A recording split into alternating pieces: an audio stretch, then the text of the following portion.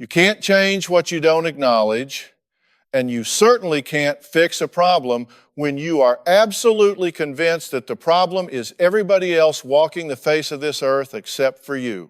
I have sat across from thousands of people in this chair, folks from all walks of life, and if there is one common denominator among the most miserable souls I meet, it is the refusal to own their side of the street.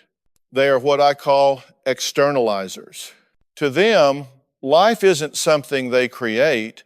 Life is something that is done to them. Every stumble is because someone tripped them. Every outburst is because someone provoked them. They are the eternal victims, even when they are the ones screaming at the top of their lungs, punching holes in the drywall, and terrifying the very people they claim to love. It is a tragedy of perspective, a blindness that is so complete it is almost impressive if it weren't so destructive. When I first heard about Mark's case, the producers brought me the briefing binder, and frankly, I had to take a moment just to digest the sheer volume of deflection jumping off the pages. Mark was 32 years old, successful on paper, good-looking, articulate, and completely toxic to everyone in his orbit. His wife Sarah had written in, and her letter wasn't just a cry for help, it was a surrender.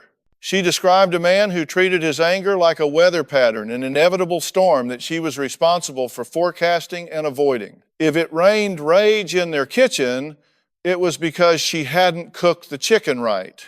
If there was a hurricane of verbal abuse in the car, it was because she had chosen a route with too much traffic.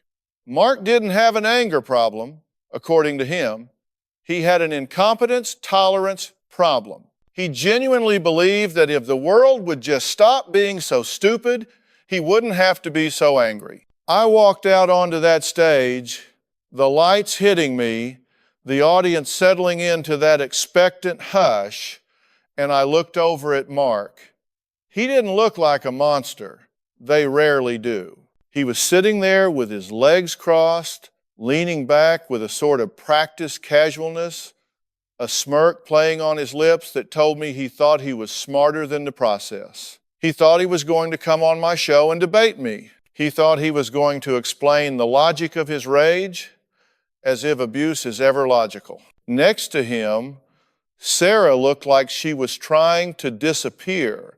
Her shoulders were hunched, her hands were clasped so tight, her knuckles were white, and she barely looked up. That body language told me everything I needed to know before we even spoke a word. That is the posture of a woman who has been conditioned to shrink, to make herself small so she presents less of a target. I started the conversation where I always do, by trying to understand the guest's reality. I asked Mark simply, "Why are you here?" It's a diagnostic question. A person who is ready to change says, "I'm here because I'm hurting my family." A person who is still lost in the fog says exactly what Mark said. He looked at me, adjusted his cuff, and said, "I'm here because Sarah seems to think we have a communication issue, and frankly, I'm hoping you can explain to her that I can't communicate with a brick wall." Right out of the gate, he was establishing the narrative.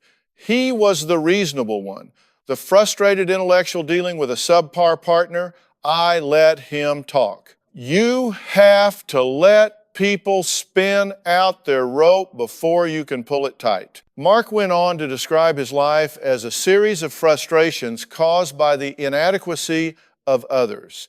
He talked about his boss, a micromanaging idiot who didn't understand Mark's genius. He talked about the guy at the coffee shop who messed up his order, justifying why he threw the cup back across the counter. He talked about Sarah as if she were a defective appliance he couldn't return. He used words like standards and accountability to mask what was actually cruelty and bullying. I remember leaning forward, resting my elbows on my knees, and looking him dead in the eye. I needed to pierce that veil of arrogance. I asked him about a specific incident caught on their home security camera footage that Sarah had provided. It was in their living room. Sarah was folding laundry. Mark came in, tripped over a laundry basket that was slightly jutting out, and exploded. On the tape, you see a grown man kick a basket of clothes across the room, screaming obscenities, pointing a finger in his wife's face, looming over her while she cowered on the sofa. When we played that tape in the studio, the audience gasped. You could suck the air out of the room. It was visceral, it was violent, but I wasn't watching the screen. I was watching Mark watching the screen. And that is where the real pathology revealed itself. He didn't wince. He didn't look away in shame. He nodded. He was watching the replay like a football coach analyzing a play, validating his own reaction.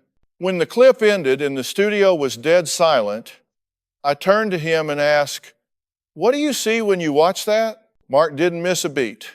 He said, "I see a man who has told his wife 1,000 times not to leave obstacles in the middle of the walkway. I see a safety hazard. If I had been carrying hot coffee, I could have been burned. She knows I have bad knees. Leaving that basket there was passive-aggressive. She was trying to trip me." This is the depth of the delusion we were dealing with. He had rewritten reality in real time. In his mind, Sarah leaving a laundry basket out wasn't a mistake or a household oversight. It was a targeted attack against him, an act of war that justified a nuclear retaliation. This is what I call motive assignment. He was assigning malicious intent to neutral actions to justify his malicious reaction. It's a defense mechanism, pure and simple. If she is attacking him, then he is just defending himself. He isn't the abuser, he's the victim fighting back.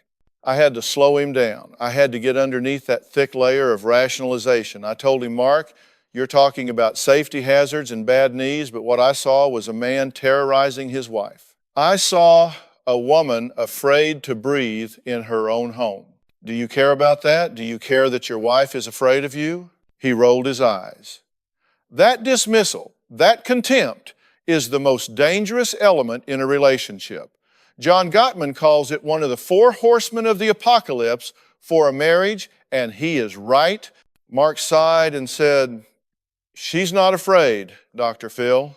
She's dramatic. She plays the victim because she knows it gets her sympathy. She knows I'm not actually going to hit her. I've never laid a hand on her. I just have a loud voice.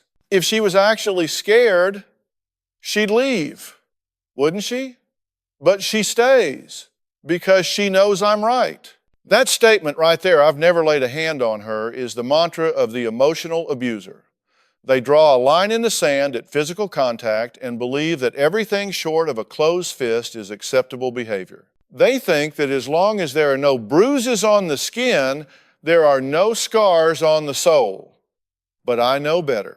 I know that living in a war zone where the minds are buried in conversations and the snipers are hiding in everyday interactions destroys a person just as surely as physical violence. Sarah was eroding. She was becoming a ghost in her own life. I turned my attention to Sarah. I needed to give her a voice, but I had to be careful. When you have a dynamic this volatile, if I empower the victim too quickly or too aggressively on stage, I risk sending them home to a punishment. I had to validate her reality without putting a target on her back. I asked her, "Sarah, when he kicked that basket, what went through your mind?" She spoke so softly I had to lean in. "I thought I was stupid," she whispered. I thought, "Why didn't I see that? Why am I so clumsy?" I ruined the night. It broke my heart, but it didn't surprise me. This is the tragic symmetry of this dynamic.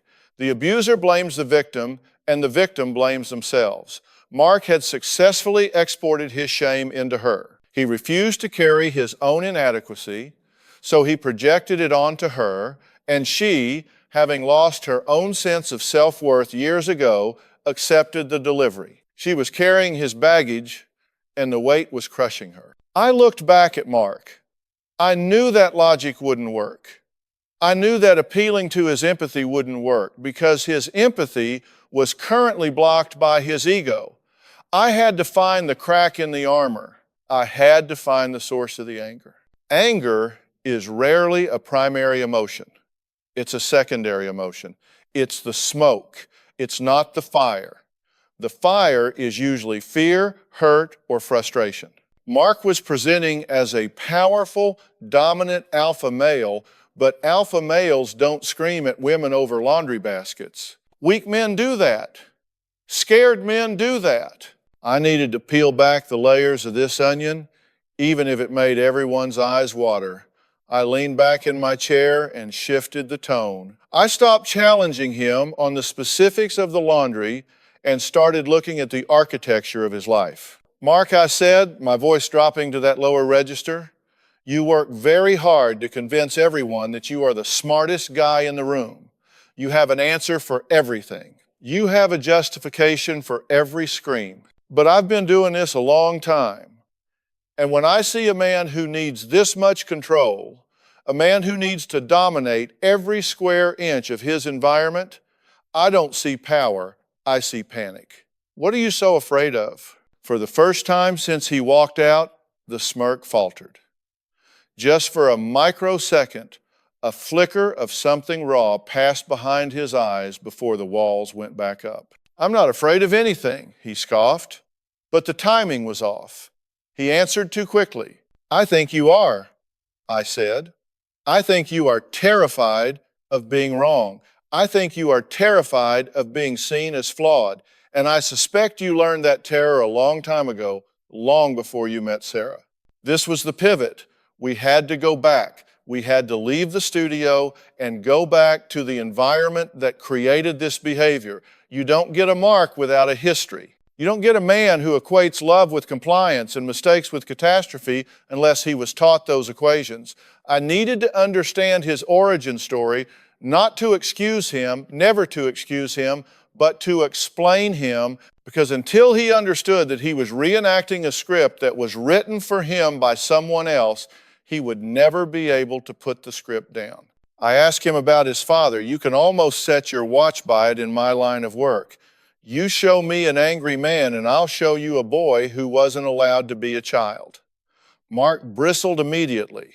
His posture stiffened, that defensive shield going up instantly. He told me his father was a great man, a provider, a man who didn't suffer fools gladly.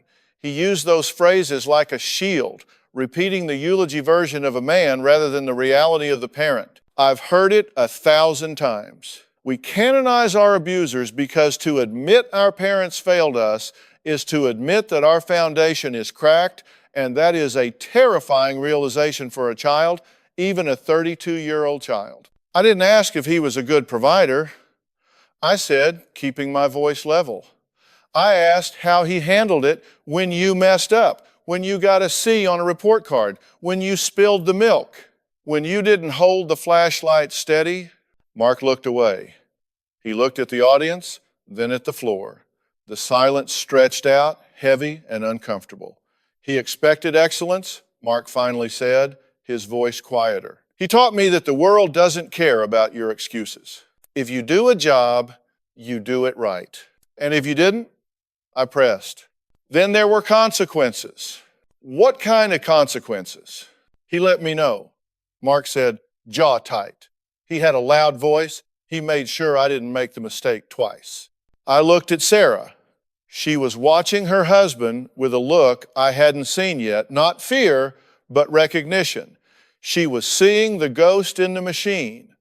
I turned back to Mark. Mark, I want you to listen to me.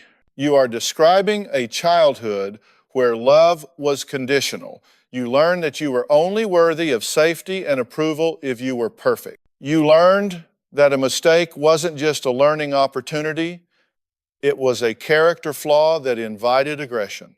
You were walking on eggshells in your own house, terrified that the next misstep would bring down the hammer.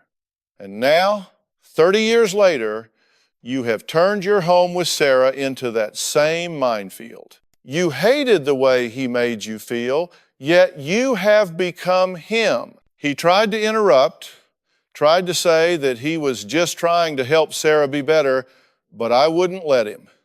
You aren't trying to help her, I said. You are trying to control your environment so you don't feel that old anxiety. When Sarah leaves a laundry basket out, your brain doesn't see laundry. Your brain sees chaos. It sees imperfection. And deep down in the lizard part of your brain, imperfection equals danger, so you attack it. You attack her, you are screaming at a ghost, Mark, but your wife is the one taking the shrapnel. We were getting somewhere. The facade was cracking. But understanding the why is only half the battle. The behavior happening right now was escalating, and that was the immediate danger. Insights don't stop punches, and they don't stop emotional abuse unless they are translated into immediate behavioral changes. And right now, Mark was nowhere near change. He was just beginning to feel the discomfort of exposure. I shifted the focus to the escalation. Sarah's letter had mentioned that things were getting worse. It wasn't just the yelling anymore. The circle of control was tightening.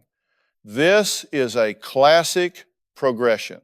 An abuser starts by attacking your competence, then they attack your character, and eventually they attack your connections to the outside world. They need to be the only voice in your head, so they systematically cut the wires to everyone else. I picked up the blue card from my lap.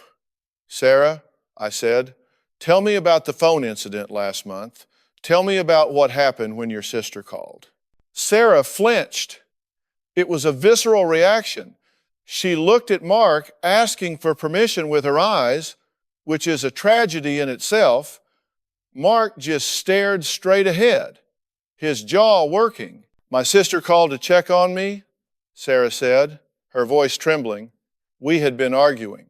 Mark was upset about the credit card bill. He was yelling. My sister heard it through the phone. She asked if I was okay.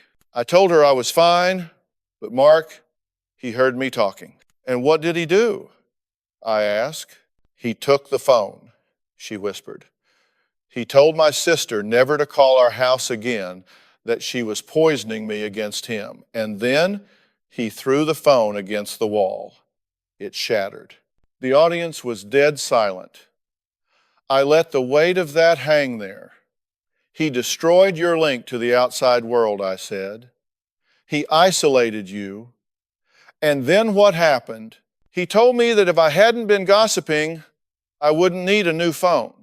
He said it was my fault the phone was broken because I provoked him. I turned to Mark. He was ready for this. He had his defense prepared. She was talking trash about me to her family, he said, his voice rising, regaining some of that arrogant cadence. I provide a roof over her head. I pay the bills. And she's on the phone with her sister painting me out to be a villain. I have a right to privacy in my own home.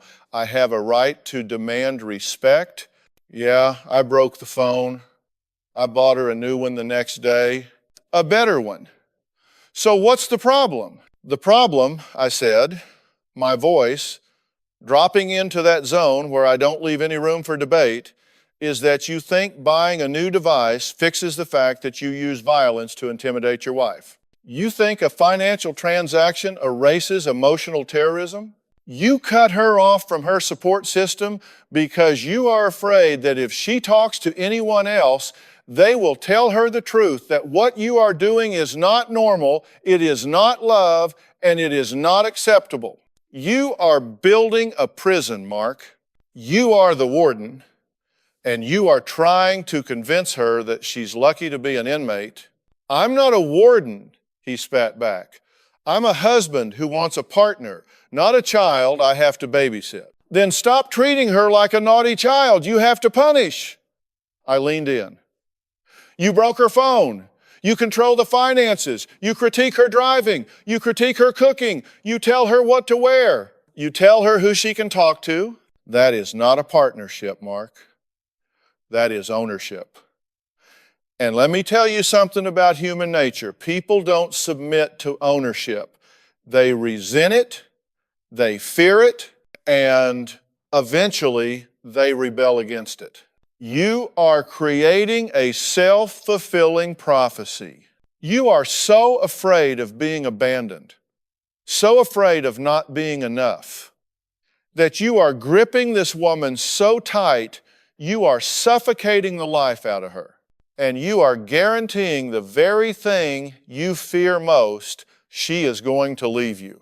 Not because she doesn't love you, but because she wants to survive. Mark laughed. It was a cold, humorless sound. She's not going anywhere. She couldn't make it a week without me. She doesn't even know how to pay the electric bill. I looked at Sarah. Tears were streaming down her face now, silent and steady. Is that true, Sarah? I asked. Do you stay because you think you're helpless? She looked up, and for the first time, she looked directly at him. I stay, she said, her voice gaining a tiny fraction of strength, because I remember who you used to be, but I can't find him anymore. And Mark, I did look at apartments last week. The air left the room. Mark's head snapped toward her so fast I thought he might get whiplash. The smirk was gone. The arrogance was gone. In its place was pure, unadulterated shock. He had been so convinced of his dominance, so sure of her submission, that the idea of her making a move, a real, tangible move toward independence, hit him like a physical blow. You what? He whispered. I looked at an apartment, she repeated. I can't live like this, Mark. I'm dying inside. I'm scared of you. I don't want to be scared of my husband. This was the pivot point. The escalation had reached its peak. The secret was out. Mark's narrative of the incompetent wife had just been shattered by the reality of a woman who was quietly planning her escape. His control was an illusion. And now, stripped of his delusions, we were left with the raw, volatile reality of a man cornered. I knew this moment was critical. If I pushed him too hard right now, he might shut down completely or explode. But if I backed off, he would rationalize this away as another betrayal. I had to hold him in the fire. I had to make him look at the ashes of his marriage and acknowledge that he was the one holding the match. You said she wouldn't leave, I said to Mark. You said she was helpless, but it looks to me like she's preparing a life raft. So now you have a choice. We are at a crossroads, right here, right now. You can keep playing the victim, keep blaming her, keep acting like the misunderstood genius surrounded by idiots, and you will walk out of here a single man. Or you can decide that being right is less important than being married. You can decide to shut up and listen. Mark looked at her, really looked at her, maybe for the first time in years. His face was flushing red, a mix of embarrassment and rage, but beneath it, I saw the panic. The little boy who dropped the flashlight was back, and he was realizing he had just dropped something much more valuable, and there was no one else to blame. She went behind my back, Mark muttered, grasping for the old narrative, deceit. See, this is what I'm talking about. She went behind your back because she was afraid to do it in front of your face. I shot back. Stop making this about her moral failing. This is a survival response to your aggression. Do not dare sit there and judge her for trying to find a way to breathe. I paused, letting the energy settle. I needed to bridge the gap between his past, his present behavior, and this future that was rapidly crumbling before his eyes. It was time for the confrontation to move from diagnosis to surgery. I had to get him to admit out loud that the problem wasn't the laundry or the phone or the traffic. The problem was him. I leaned forward, clasping my hands together. The audience was silent, the kind of silence that feels heavy, like the air before a thunderstorm. Sarah was wiping her eyes, her secret exposed, her fear palpable, but now mixed with a strange kind of relief. Mark was vibrating with tension, his entire worldview under siege. Mark, I said, my voice low and steady. I want you to look at your wife. Don't look at me, look at her. He hesitated. His eyes darted around the studio, looking for an escape, looking for a friendly face, looking for anything but the woman he had been tormenting. But there was nowhere to go. Slowly, reluctantly, he turned his head toward Sarah. "What do you see?" I asked. I see, Sarah," he mumbled. "I don't think you do," I countered. "I think you see a reflection of your own expectations. I think you see a prop in the play of your life. But I want you to really see her, look at her posture, look at her hands, look at her eyes." Sarah was trembling, her hands gripping the armrests of her chair as if they were the only things keeping her from floating away. Her eyes were red-rimmed, filled with a mixture of love and terror that no human being should ever have to hold simultaneously. "She is terrified of you, Mark," I said, letting the words land like stones. Not annoyed, not frustrated, terrified. You have become the monster in your own home. You have become the thing that goes bump in the night for the person you vowed to protect. Does that sit right with you? Does that match the picture you have of yourself as a man? Mark's jaw clenched. A muscle in his cheek twitched. "I never wanted her to be afraid," he said, his voice cracking slightly. "I just wanted her to listen. I just wanted things to be orderly." Is that so wrong? To want a house that functions? It is wrong when the price of order is her soul, I said.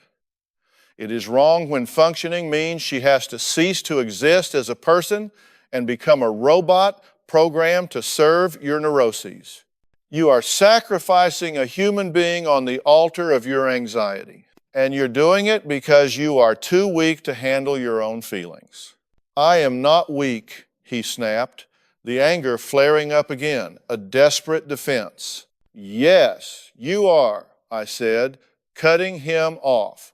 "You are weak. A strong man doesn't need to scream to be heard. A strong man doesn't need to intimidate a woman to feel powerful. A strong man can handle a laundry basket on the floor without falling apart. A strong man can handle a difference of opinion without breaking a phone. You are reacting like a frightened child, Mark. You are that little boy scared of his father, and you are taking it out on the one person who isn't big enough to hurt you back. That is cowardice." The word hung in the air, cowardice. It's a word that strips the veneer off of rage. Angry men like to think of themselves as warriors, as righteous avengers. Calling them cowards flips the script. It attacks the very core of their ego. Mark looked like he had been slapped. He opened his mouth to argue, but nothing came out. He looked at Sarah again, and this time, something shifted. He saw the tears. He saw the flinch when he had raised his voice earlier. And maybe, just maybe, he saw the absurdity of it all. He saw a grown man, successful and capable, destroying his life because he couldn't handle the minor inconveniences of existence. I don't know how to stop," he whispered. It was the first honest thing he had said all day. "That," I said, pointing a finger at him, "is the truth. You don't know how to stop. You are addicted to the rage. It's your drug of choice. It gives you a quick hit of power when you feel powerless. It numbs the anxiety, but like any addiction, it requires more and more to get the same high." First it was yelling, then it was throwing things, then it was breaking phones. What's next, Mark? What happens the next time she provokes you and breaking a phone isn't enough? Do you put a hole in the wall? Do you put a hand on her throat? Don't tell me you won't. You've already crossed lines you probably said you never would. He looked down at his hands. I don't want to be that guy. I hate my father. I hate what he did to us. But you are honoring him every single day, I said softly. Every time you scream at Sarah, You are lighting a candle at the shrine of your father's abuse. You are keeping his legacy alive. Is that what you want? Do you want to pass that poison down? If you and Sarah have children, do you want to be the nightmare in their childhood too? Mark shook his head, tears finally welling up in his own eyes. No, God, no. Then you have to kill the monster, I said. You have to execute the part of you that believes you are entitled to punish people, and you can't do it alone. You are way past self-help books, Mark. You are wired for warfare in a time of peace. You need to be rewired. I turned to Sarah. And you, Sarah, you have a role in this too. Not in causing it, hear me clearly. You did not cause this, but you have been sustaining it by tolerating it. You have been teaching him that he can treat you this way and still have a wife. You have been accepting the unacceptable, and that stops today. You cannot love him into health. You cannot be patient enough to cure his rage. By staying silent, you aren't helping him. You are enabling the very thing that is destroying him. Sarah nodded, clutching a tissue. I know. I kept hoping he would see. He can't see, I said. He's blind. He's blind with entitlement and unresolved trauma. You have to be the one to open his eyes, and the only way to do that is to change the terms of engagement. You have to be willing to walk away to save the marriage. You have to be willing to say, I love you, but I love myself enough not to live like this anymore. I looked back at Mark. The bravado was gone. The smartest guy in the room was gone. In his chair sat a broken man who was finally realizing that his anger hadn't protected him. It had isolated him. It hadn't made him strong. It had made him a bully. Mark, I said, here is the deal. I can help you, but I'm not going to help you manage your wife better. I'm not going to teach Sarah how to fold laundry to your specifications. I am going to offer you a lifeline to save yourself from drowning in your own bile. But it is going to be the hardest work you have ever done. It is going to require you to be vulnerable, which I know feels like death to you. It is going to require you to admit you are wrong over and over again. It is going to require you to submit to a process where you are not the expert. I paused. I have arranged for you to go to a facility, a specialized program for men with anger and control issues. It's intense. It's immersive. They are going to strip you down and rebuild you from the foundation up. They are going to make you face that little boy who was terrified of his dad, and they are going to teach you how to comfort him so he stops screaming at your wife. And while you are there, Sarah is going to go to counseling too. She is going to learn how to find her voice again. She is going to learn that she has value that has nothing to do with your approval. I leaned in closer, but here is the catch. You have to go now, not next week, not after you wrap up a project at work, today, from this stage to the car to the airport. Because if you go home tonight, you will talk yourself out of it. You will rationalize, you will blame the show, blame the editing, blame Sarah, and the cycle will start all over again, only this time it will be worse because you will feel humiliated. So Mark, are you ready to be a husband, or do you want to be a divorced, angry man who was right about everything and has no one to share his life with? The studio was pin drop silent. Every eye was on Mark. Sarah held her breath. This was the moment of truth. The confrontation had stripped away the defenses, but the choice was still his. You can lead a horse to water, but you can't make him drink, and you certainly can't make him stop kicking the trough. Mark looked at Sarah. He looked at the pain etched into her face, pain he had put there.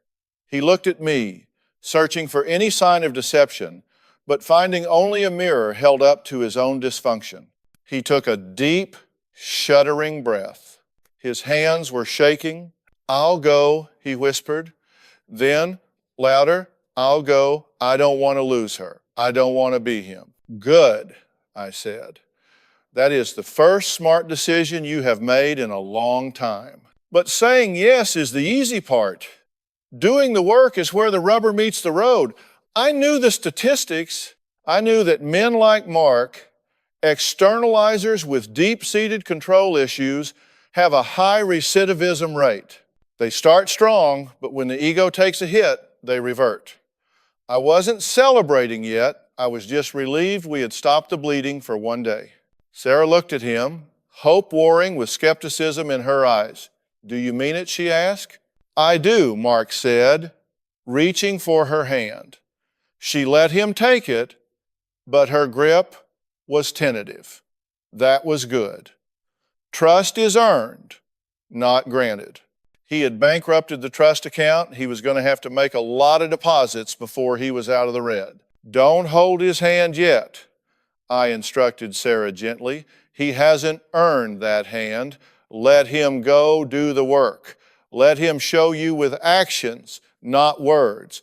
You've heard the words before. Now we need to see the change." I turned back to the audience. We're going to take a break. When we come back, we're going to talk about the logistics of this recovery and what it really looks like to break the cycle of generational abuse. Because Mark isn't just fighting for his marriage, he's fighting a war that started 30 years ago. As the cameras cut and the lights dim for the commercial, I didn't leave the stage. I sat there watching them. Mark was weeping now, head in his hands. Sarah was sitting upright, looking stronger, looking like a woman who had just realized she had options. The dynamic had shifted. The monster had been named, the ghost had been identified, but the exorcism was just beginning. This is the part of the job that keeps me up at night. The breakthrough is great for television. It feels like a resolution, but real life doesn't happen in 42 minutes.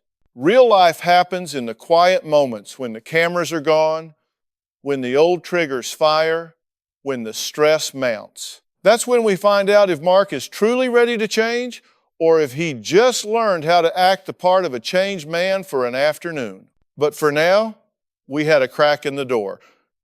And sometimes a crack is all you need to let the light in. Getting Mark to agree to treatment was a victory. But in my line of work, we call that compliance, not change. Compliance is doing what you're told to avoid punishment. Change is rewriting your internal code so you no longer want to do the things that got you in trouble in the first place. I've seen plenty of men walk off my stage with a ticket to a rehab center only to check themselves out 3 days later because the bed was too hard or the therapist didn't get them. Mark had spent a lifetime building a fortress of righteousness around his anger. 1 hour on television hadn't demolished it. We'd just breached the outer wall. The real test came months later. I always keep tabs on these cases. It's not just for the follow-up show. It's because I need to know if the methodology works. I need to know if the intervention stuck. We sent Mark to a facility in Texas, a place that specializes in what they call high-conflict personalities. It's a polite term for bullies. It's boot camp for the soul. No cell phones, no internet, and crucially, no Sarah. For the first time in 10 years, Mark didn't have a target for his projections. If he felt angry, he had to sit with it, he had to eat it. Sarah, meanwhile, stayed home. We set her up with a local therapist, a woman who specialized in trauma and codependency. Sarah's work was almost harder than Mark's. She had to learn who she was when she wasn't dodging shrapnel. She had to learn to exist in a quiet house without waiting for the other shoe to drop. She told my producers that the first week Mark was gone, she slept with the lights on. Not because she was scared he would come back, but because the silence was so loud it kept her awake. She was going through withdrawal from the chaos. About 6 weeks into Mark's treatment, I got a call from the clinical director at the facility. He told me Mark was struggling. He's charming the staff, the director said. He's leading group discussions. He's analyzing other patients perfectly, but he hasn't talked about himself once. He's performing recovery rather than experiencing it. I wasn't surprised. Mark was a smart guy. He knew how to win. He thought rehab was a test he could ace if he just gave the right answers. I asked the director to put me on speakerphone during their next one-on-one session. When Mark heard my voice, he went into his good student mode immediately. Dr. Phil, good to hear from you. I'm learning so much here. The tools are fantastic. I really feel like I've turned a corner. Cut the crap, Mark, I said. I'm not Sarah. You don't have to manage me, and I'm not the audience. You don't have to impress me. The director tells me you're the valedictorian of the psych ward. You're analyzing everyone else's trauma but your own.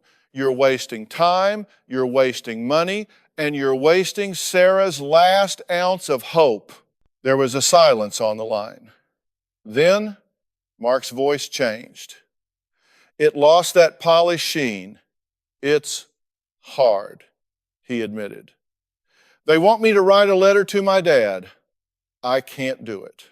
Why not? Because if I write it, it makes it real, Mark said, his voice straining. If I put it on paper, what he did, what he said, then I have to admit that he wasn't a great man. I have to admit he was a bully. And if he was a bully, and I'm just like him, then you're a bully too. I finished for him. I don't want to be him, Mark sobbed. It was a guttural sound, raw and ugly. I spent my whole life trying to be strong so he couldn't hurt me. And now I'm hurting the only person who actually loves me. That's it, I said, leaning into the phone as if I could push my will through the line. That right there, that pain, that's the medicine, Mark. You have to feel that. You have to grieve the father you didn't have so you can be the husband you need to be. Stop performing. Start bleeding. Write the damn letter. That was the breakthrough. Not the moment on stage, but that moment in a small office in Texas, stripped of his audience, stripped of his defenses, finally confronting the ghost. He wrote the letter. It took him 3 days. The director told me later that Mark read it in group therapy and couldn't get through 2 sentences without breaking down. For the first time, the other men in the room didn't see a leader or an analyst. They saw a brother in pain.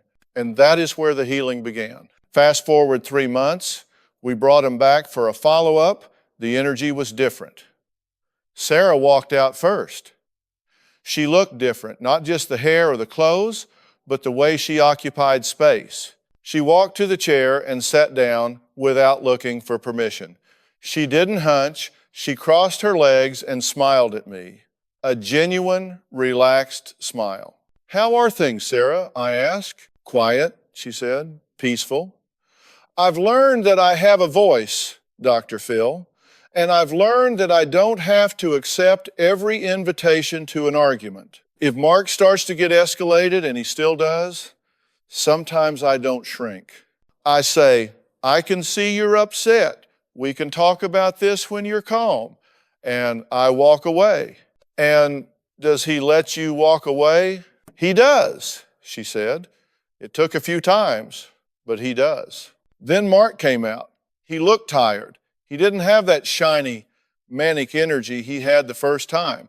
He looked like a man who had been through a war. He sat down next to Sarah, but he didn't crowd her. He left space between them. He looked at me, and there was no smirk, just a nod of recognition. You look different, Mark. I said, I feel different, he said. I feel lighter. But it's hard work, Dr. Phil. Every day, I still get that flash. I still trip over a shoe and feel that spike of rage, that instinct to find someone to blame. The difference is Now I recognize it. I have a pause button now. I didn't have that before. Tell me about the pause button, I said. It's what they taught me, he explained. Between the stimulus and the response, there is a space. In that space is my power to choose. Before, I just reacted. Stimulus, boom, explosion. Now, I feel the stimulus, the annoyance, the frustration, and I force myself to wait.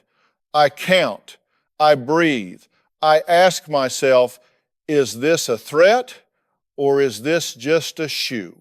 And 99% of the time, it's just a shoe. I turn to the audience. This is what doing the work looks like. It isn't magic. It isn't a lobotomy. Mark didn't stop feeling anger. He stopped acting on it. He stopped weaponizing it. He took responsibility for his own emotional regulation. I looked back at Mark, and what about the incompetence tolerance? He gave a wry smile. I realized that my standards were just a way to keep people at a distance. If nobody was good enough, I didn't have to let anybody in. I'm learning to accept that people make mistakes. I make mistakes. I made a huge one for 10 years with Sarah. He turned to her then, and this wasn't scripted. He took her hand, and this time he held it gently, like it was something precious that could break, not something he owned. I am sorry, he said. I am so sorry for the years I stole from you. I can't give them back, but I promise you, I will spend the rest of my life trying to make the next years better. I'm not perfect. I'm going to slip up, but I'm not that guy anymore. I'm not my father. Sarah squeezed his hand. She didn't cry this time. She just looked at him with a clear-eyed assessment. I know, she said. I believe you. But remember, Mark, I have my walking shoes by the door. I'm staying because I want to, not because I have to. Mark nodded. I know. That's the only way I want you to stay. This is the outcome we hope for. It wasn't a fairy tale ending where they ride off into the sunset and never argue again. That's not real life. It was a grounded, realistic new beginning. They had renegotiated the contract of their marriage. It was no longer a dictatorship. It was a democracy, albeit a fragile one. Mark was no longer the ruler. He was a partner in recovery. Sarah was no longer the subject. She was a citizen with rights and boundaries. I closed the show by looking into the camera. I wanted to talk to the Marks watching at home, the men who were sitting on their couches seething because their wife was chewing too loudly or the kids were playing too noisily. The men who felt that familiar tightened in their chest and convinced themselves that their anger was righteous, that they were just teaching a lesson. If you saw yourself in Mark today, I said, I want you to take a hard look in the mirror. You might think you're powerful, you might think you're in control, but you're not. You're losing. You're losing the respect of your family. You're losing the intimacy of your marriage. And eventually, you're going to lose the people themselves. Anger is a thief. It steals your joy, it steals your peace, and it steals your relationships. You can't change what you don't acknowledge. Mark acknowledged it. He did the work. He saved his life. You can too. But you have to put down the gavel and stop judging everyone else long enough to judge yourself. Walking backstage that day, I felt a sense of cautious optimism. Mark and Sarah had a long road ahead. The neural pathways of rage are deep grooves. It takes a lot of conscious effort to steer the cart out of those ruts. There would be bad days. There would be backsliding. But they had the tools now. They had the language. And most importantly, the secret was out. The abuse thrives in darkness. In the silence of what happens in this house stays in this house. By coming on the show, by airing that footage, by speaking the truth, they had turned on the lights. And in the light, the monsters tend to shrink. This case stuck with me because it highlighted the absolute necessity of breaking generational curses. Mark was a victim who became a victimizer. It's the classic cycle: hurt people, but heal people, heal people. By intervening, we didn't just save Sarah, we potentially saved the children they might have one day. We stopped the contagion. And that ultimately is why I do this. Not for the ratings, not for the drama, but for that moment when a man realizes he doesn't have to be his father and a woman realizes she doesn't have to be a victim. That is the moment where destiny changes. Walking away from that taping, I found myself reflecting on the fragility of what we had just witnessed. We had facilitated a ceasefire, but peace lasting, sustainable peace is built in the trenches of everyday life, not under studio lights. I thought about the thousands of homes across America where a version of Mark and Sarah's story is playing out right now. The slammed doors, the walking on eggshells, the silent erosion of self-worth. It's a pandemic of emotional violence that often goes undiagnosed because there are no physical bruises to photograph. Mark's journey wasn't over. In fact, the hardest part was just beginning. The pink cloud of early recovery would fade. The novelty of his new calm guy persona would wear off. Life would throw curveballs, a job loss, a health scare, a financial dip, and those old circuits would light up like a Christmas tree. That is the nature of the beast. We are creatures of habit, and bad habits formed over 30 years don't vanish in 90 days. They go dormant. They wait for a moment of weakness. I kept in touch with her therapist over the next year. There were bumps. About 6 months after the follow-up show, Mark had a relapse. Not physical violence, but a verbal explosion. He had been passed over for a promotion.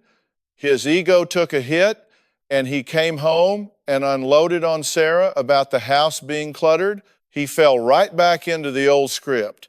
If I can't control my career, I will control my living room. But this time, the ending was different. Sarah didn't apologize. She didn't scramble to clean up. She held up her hand and said, "I am not your punching bag. I am going to my sister's for the night. Call me when you're Mark again." And she left. She actually left. That was the pivotal moment. That was the real graduation. Mark sat in that empty house, surrounded by the clutter that was really just life, and he had to sit with his own inadequacy. He didn't break a phone. He didn't punch a wall. He called his sponsor from the program. He talked it out. And the next morning, he called Sarah and apologized. Not a sorry, you're upset non-apology, but a real one. I was hurting, and I tried to make you hurt too. I was wrong. That incident proved to me that the shift was real. Perfection isn't the goal. Repair is. Healthy couples fight. Healthy couples get angry. But healthy couples repair the damage. They don't scorch the earth. Mark was learning to be a gardener instead of an arsonist. I often say that we teach people how to treat us. Sarah had retrained Mark. She had raised the cost of his abuse. Before, the cost was zero. She took it and he felt better. Now, the cost was her absence. The cost was his loneliness. He had to decide if his anger was worth the price of admission, and he decided it wasn't. Stories like this remind me that human beings are malleable. We are not fixed in stone. We can be rewritten, but only if we are willing to hold the pen and cross out the parts of our story that no longer serve us. Mark had to cross out his father's voice. He had to write his own. It's a painful process, messy and nonlinear, but it is the only way to be free. As I sat in my dressing room, removing the mic, looking at myself in the mirror, I felt a deep sense of gratitude, not for my role, but for their courage. It takes guts to come on national television and say, "I am a monster." It takes guts to say, I am a victim. And it takes incredible strength to say, we are going to try to be something else. They did the work. I just turned on the lights.